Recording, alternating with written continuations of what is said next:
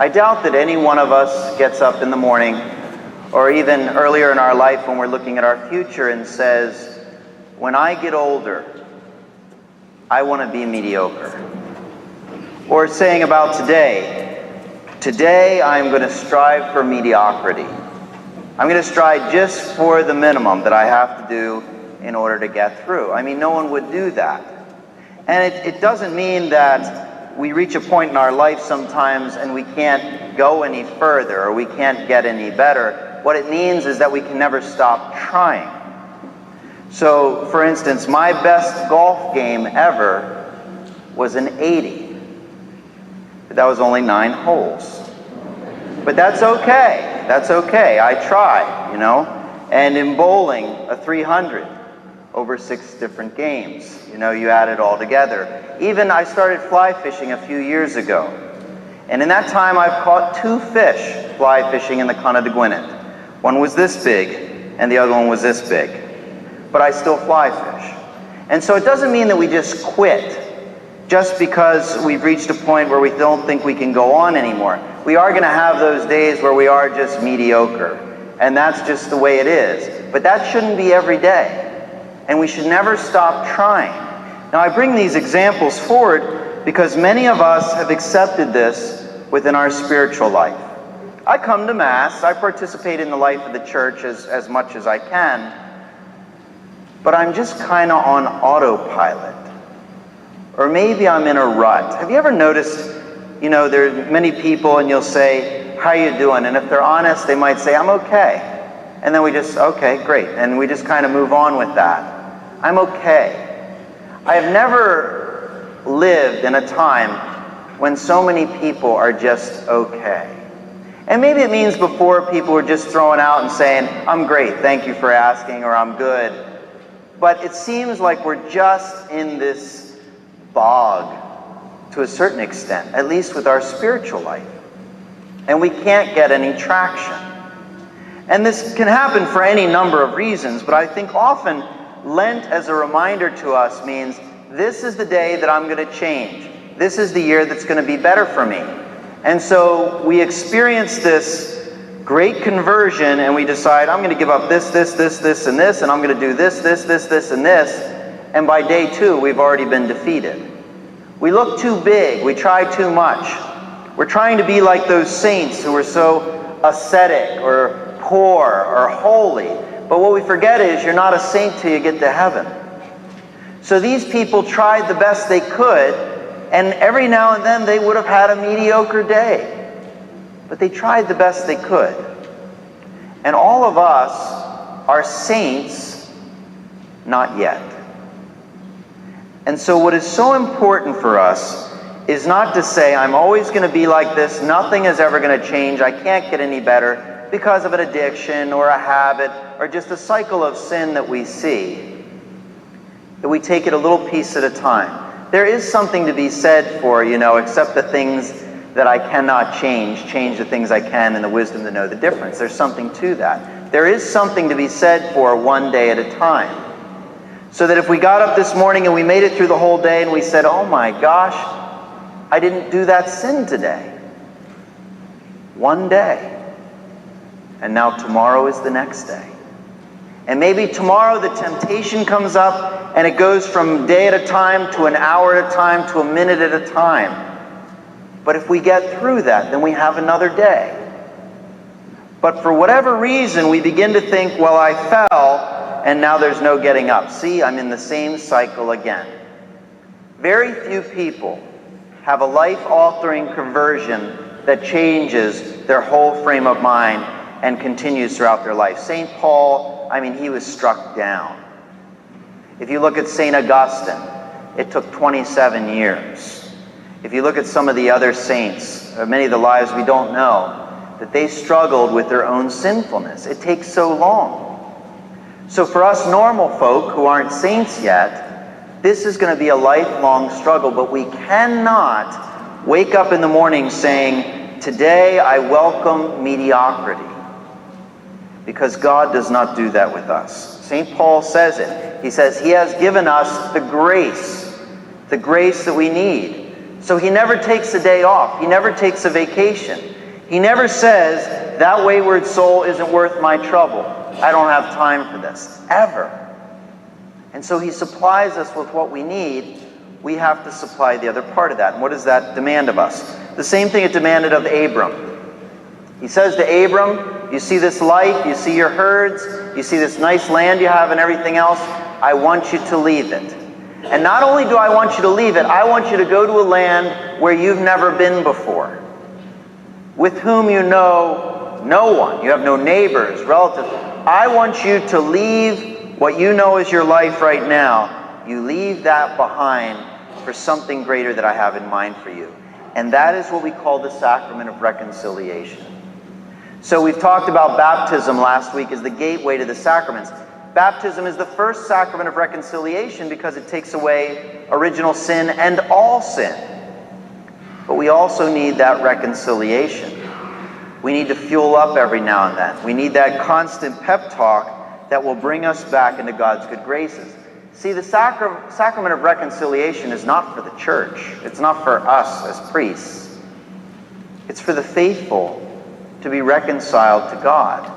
And yes, they could confess their sins directly to God, but they would never hear a voice, in most cases, that says, I absolve you. In other words, the priest, as a representative of Christ, says, I absolve you, and now it's on the priest. You're free. To be able to leave all the stuff that is keeping us bound in that box and to walk away and to receive the grace we need to move forward in our relationship. That's what the sacrament is all about. Father Wayne said in his homilies today that statistically, since the Pope took office, 25% of Catholics have stopped going to confession. That doesn't make any sense. People seem to love this Pope. And every time he preaches on reconciliation, but 25% have dropped out. Now, I will say, I haven't seen that at this parish, because it seems like we're constantly hearing confessions. So that's a good thing. We need to keep that going. But in the rest of the church, there's not a need for it. People make it seem like it's something they have to do. We must do this, when from the very beginning it was for us. It's for the people of God. Now, some people are not auditory learners, and I'm not one of those. I don't learn well that way. So I tried to think of an example that would express this sacrament in its fullness, but in a simple way. And so we have sin, and we have grace. Have you ever noticed a lot of people will name their children Grace, but I have yet to know one that named them Sin? Maybe you have the first, I don't know.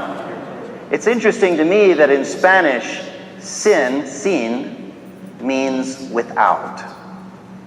I think that is a providential message, because sin is our separation from God. We are without God, not because of God's doing, but because of our own. So to reconcile is to bring back to one another.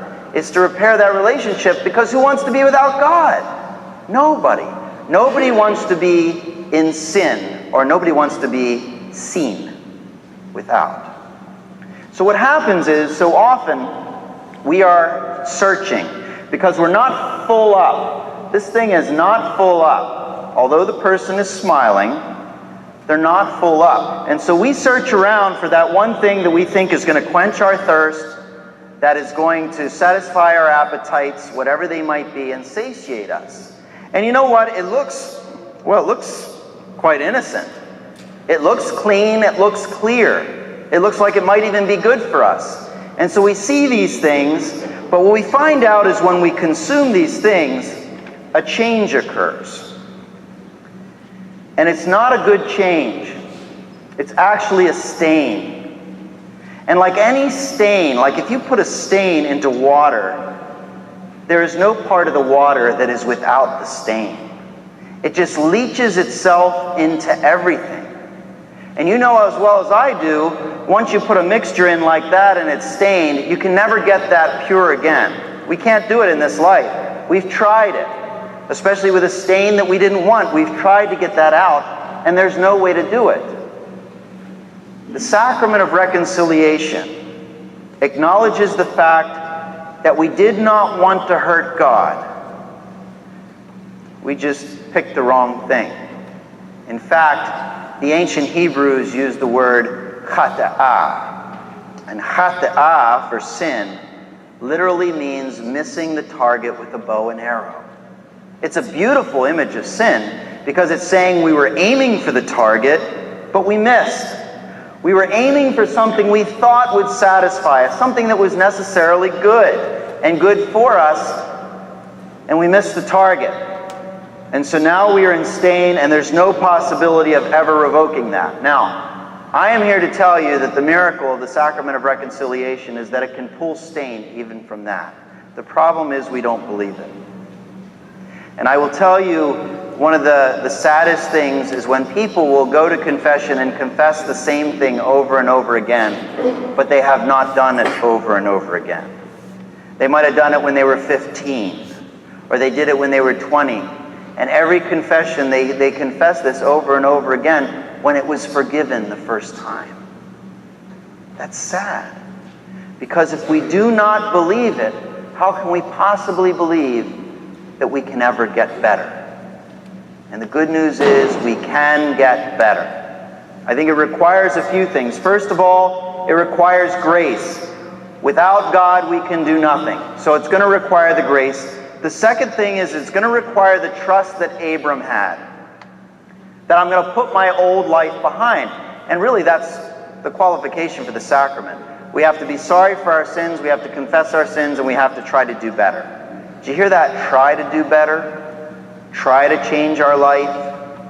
Sometimes we don't want to go to confession because we say, well, I'm going to come out and I'm going to do the same thing tomorrow.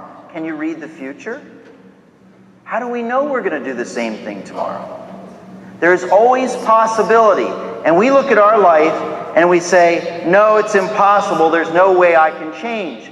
But when grace enters into the equation, when God's goodness and His clarity and illumination comes in, that even those things that seem impossible become possible. Things that seem impossible for us, because nothing is impossible for God. Now is a wonderful time to enter into the sacrament during this time of Lent. A time when we can no longer settle for mediocrity, but we want to do the best we can, to be the best we can, because God does that for us always.